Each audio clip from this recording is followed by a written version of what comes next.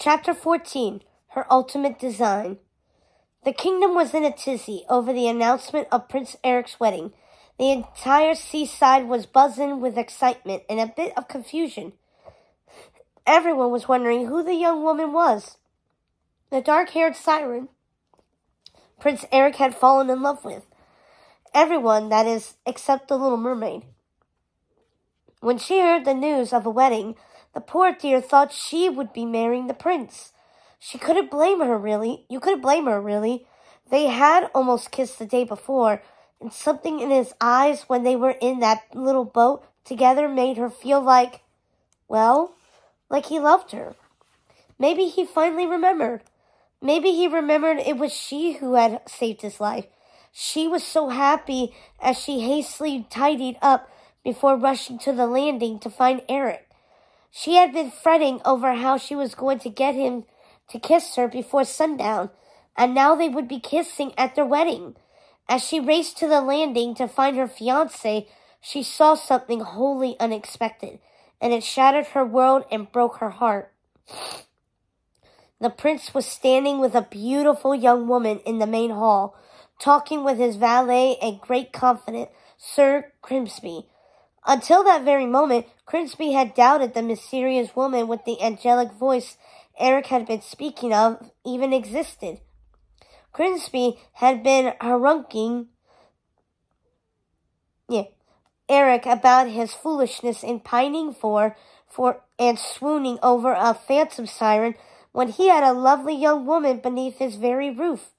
But he had to admit Eric was right when he brought the young woman before him on that bright sunny morning. Well now, Eric, it appears I have mistaken. This lovely maiden of yours does in fact exist. She is lovely. Congratulations, my dear. Grimsby kissed Vanessa on the hand, welcoming her to the family. We wish to be married as soon as possible, said Eric in a hollow, enchanted voice. Yes, of course, Eric, but, you see, these things do take time. This afternoon, Grimsby, the wedding ship departs at sunset. Sunset. The words sent terror through Ariel's broken heart. She saw the ruin of her entire life in that moment. Ursula's words echoed in her ears. If he does kiss you before the sun sets on the third day, you'll remain human permanently. But if he doesn't, you turn back into a mermaid and you belong to me. Ariel hadn't even thought about what that would mean, belonging to Ursula. Oh, very well, Eric, as you wish, said Grimsby, before hurrying off to make the preparations for the wedding. Ariel was shattered. She had lost her dearest love, and at sunset she would lose her soul to the sea witch. She would end up a shriveled little creature in Ursula's garden, and her father would never know what happened to her. She had made a ruin of her life with no thought for her family or her friends. What would they think happened to her? Where did they think she was now? This wouldn't be happening if her father hadn't said all those awful things to her, condemning her for saving Eric. His voice boomed like thunder in her mind as she remembered their horrible conversation. Is it true? You rescued a human from drowning? Contact between the human world and merfolk is strictly forbidden. She heard his voice as clearly as when he had said those horrible things. She had tried to make him understand, tried to make him see reason, but he didn't care. It didn't matter to him that Eric had almost died. One less human to worry about. It meant nothing to him that she loved him. They're all the same, spineless, savage, harpooning fish-eaters, incapable of any feeling. It had only fueled his fury, causing a cyclone of violence that had sent her seeking Ursula's help escaping her father and the life he wanted her to live, and it had all been for nothing. She would never know what it was to live in the human world. Her life was over before it had really begun.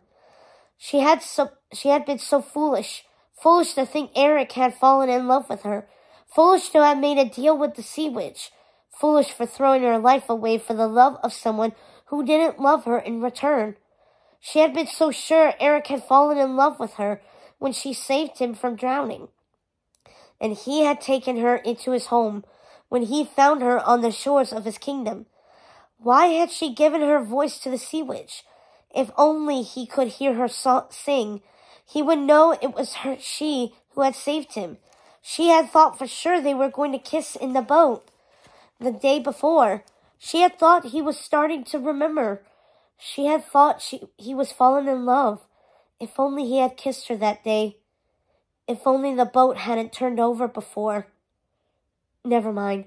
Her thoughts spiraled through the past few days, going over every detail, again and again. When her heart stopped spinning, she felt nothing but regret. I've lost everything.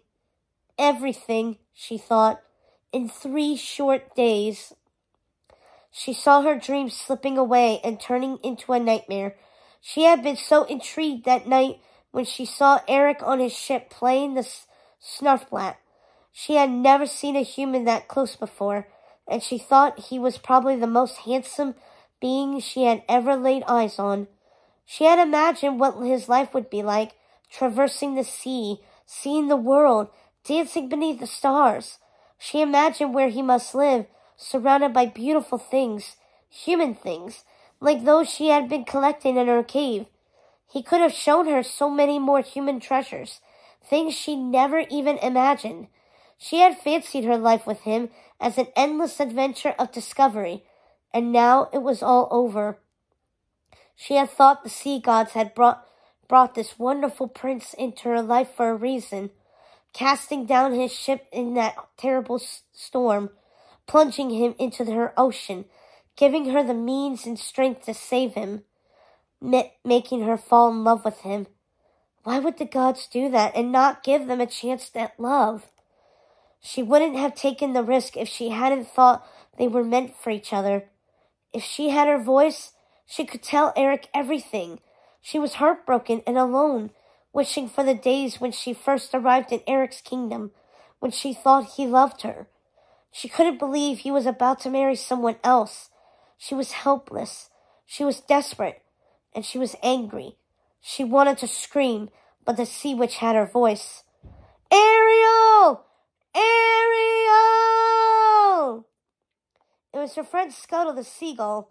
He flew onto the pier, rambling and in a panic. I was flying? Of course I was flying, he sputtered, not making much sense. Ariel could communicate with sea creatures, being one herself, and with the likes of Scuttle, but that didn't help her make out what he was saying as he sputtered and flubbed. Ariel desperately wanted to tell him to calm down and talk slowly as he continued, getting to his point at last. I saw the watch! The witch! The witch was watching the mirror, and she was singing with the stolen set of pipes. Do you hear what I'm telling you? The prince is marrying the sea witch in disguise!